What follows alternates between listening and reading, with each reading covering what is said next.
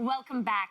November is Indigenous Education Month, and our next guest wants to teach us about Indigenous culture through food. I'm here for that, absolutely. So here with Anishinaabe dishes made from seasonal ingredients is Chef Shawn Adler. Welcome to The Social, Shawn.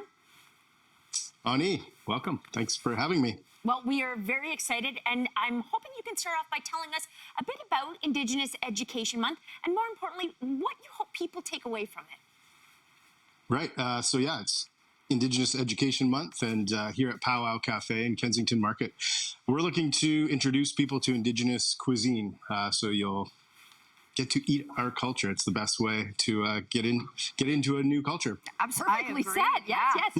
It's perfect. So listen, one of the things that you're going to be preparing today is wild rice, and we understand there's quite a significance of using wild rice. Can you tell us a little bit about it? Absolutely. So wild rice is an aquatic grass, and it comes with a really great story that is basically an Indigenous Anishinaabe prophecy that Anishinaabe people once lived to the east of the Great Lakes. And the prophecy was that we should move west and we should live where food grows on the water. So wild rice is that food that grows on the water, and historically it grew all over this region, and it's a great ingredient, and it's healthy, it's delicious, and I want to encourage people to go out, buy some, and cook it. I think I'm going to. Hey, listen, Shawn, people often cook with chicken or turkey, but you're making a dish featuring duck, which is a meat I don't feel like a lot of us Canadians typically prepare at home. So what do we need to know about cooking duck before we cook it? Right, so duck breast is what we're going to be cooking today. I'm going to, it's a very lean meat. On the inside, it's very lean, but on the outside is where it stores its fat, right? Okay. Duck is a cold water sort of living animal. So I've just scored it really simply like this, and I've got a pan on really high heat for a moment. When what I'm going to do is I'm going to season the duck on both sides with salt and pepper. So duck, stereotypically, like you will have it in a restaurant, maybe a duck leg confit, which is a low and slow cooking process, and then crisped up on the outside. Whereas we're using duck breast today, so we're going to sear it all on the one fatty side to render that fat, make it delicious and crispy. Okay. And then we'll flip it over, finish it, and we're going to serve it about medium in color. So it's more like beef in the sense you eat the duck breast interesting. Medium, not well done. And what I've seasoned it with here is salt, pepper, and sumac. I love that. Okay, so you're going to sear that. And then how do you, after you sear it, how long are you searing it for? And then how do you finish preparing it? So what we're going to do, we're going to sear it on the skin side for about maybe 5 minutes, and then we'll flip it over for about 1 minute, and then we'll slice it, serve it with the wild rice pilaf. It'll be delicious. And today we're also serving it with a high bush cranberry compote.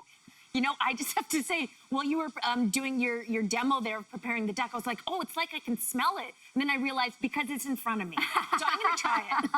Jess is going to start eating what she's got here in studio, Shawn, right? Yeah? Perfect. That's great. Wow, Shawn, this is so good. A little bit about I mean, listen, I know what salt and pepper is, but you said you were also using sumac. Tell us a little bit about that. Right. So sumac is staghorn sumac. It grows all over the Great Lakes region, and it has like a little lemony punch.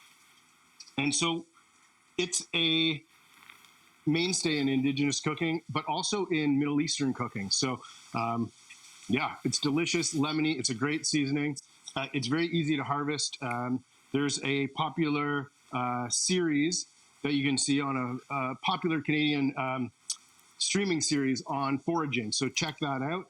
Yeah, because I see that on the side of the roads all over, the highways. So I can just grab that and eat it. They look fuzzy, but I actually grew up on the farm eating these because you just grab them and there's a tartness to them. If you like pomegranate seeds or something, there's sort of the tartness. But I think the fuzzy throws people off. Yeah. But you can actually just suck it and then spit it out. Oh my, delicious. So listen, Shawn, I know that you're really passionate about foraging as well, which I think is so fascinating, but you actually also have specific practices before harvesting, and I'd love to hear if you can share some of those stories with us. Right. So in Indigenous and Anishinaabe culture, when you're harvesting and you're taking things from Mother Nature, what I do is I lay tobacco down, and it's just a thank you to the Creator for providing for us, to realize that everything, all medicines, all the food, everything is provided for us, and it's here. So it's just a small thing, but it takes a moment out of your day and to really appreciate what there is here for us. Shawn, you're pairing the duck with a sage and wild rice pilaf. For those who aren't familiar, can you explain what a rice pilaf is and how it ties into Indigenous cooking? Right, so wild rice pilaf is not unlike a white rice pilaf, but today we're using really nice fall vegetables with onions, garlic, sage, mushrooms, some dandelion greens. So a pilaf is basically rice with other ingredients. So, other cultures call it a pilaf or a palau. So yeah, today is just a wild rice. We're treating it more like a starch to go along with our protein. Okay, I like that. I love that. And I know, Jess, you've got some. How did you actually prepare with those ingredients then? Is it just sauteing everything together? That's right. So I just sauteed the onions and the garlic, the mushrooms, dandelion all together with the butter, a little bit of butter. And then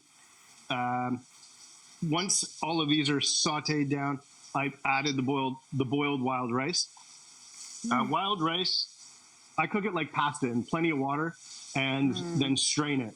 I keep the water, sweeten that water with a bit of maple syrup for a drink.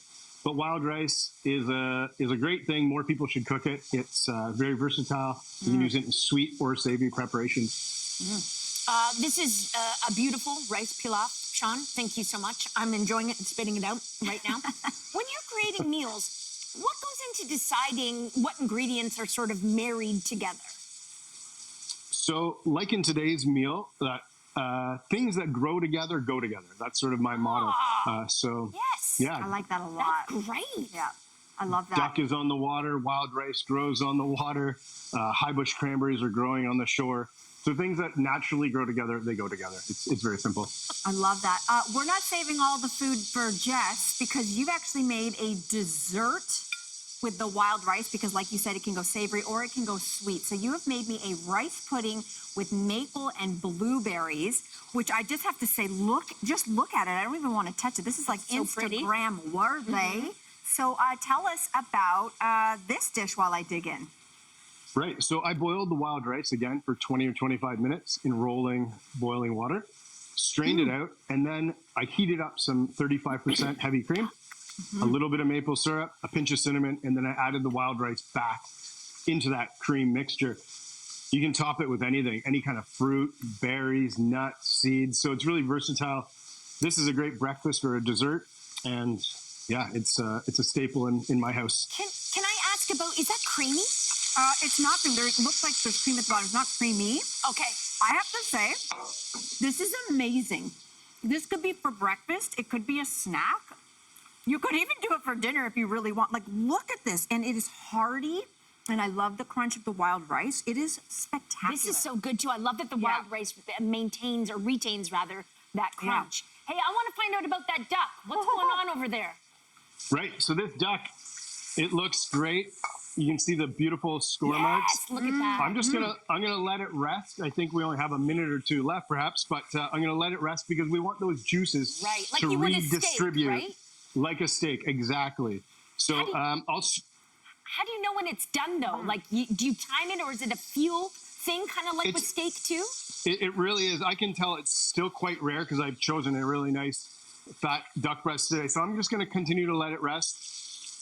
But I'll begin plating. So this is a really nice wild rice pilaf. You can get dishes like this at Powwow Cafe in Kensington Market. Please, drop by. So it's delicious. A great way to experience Indigenous food and Indigenous Education Month. So please join us, Powwow Cafe. You can check us out on Instagram. Speaking of which, I'm telling you, hey, Shawn, this has been phenomenal. What an education, and it is absolutely delicious. So thank you so much for celebrating Indigenous Education Month. Oh, look at that, Shawn. Wow. Yeah, I know. You just keep doing your thing. Like a beautiful steak. It's really beautiful. Hey, Shawn, thanks for this, and thanks for joining us. Chimigwich, we'll see you all again. And viewers at home, okay, if you want to try out any of these recipes, any of the information, go to our social media channels right after the show. We're going to continue to dig in, and we'll be right back. This is so good. I'm changed.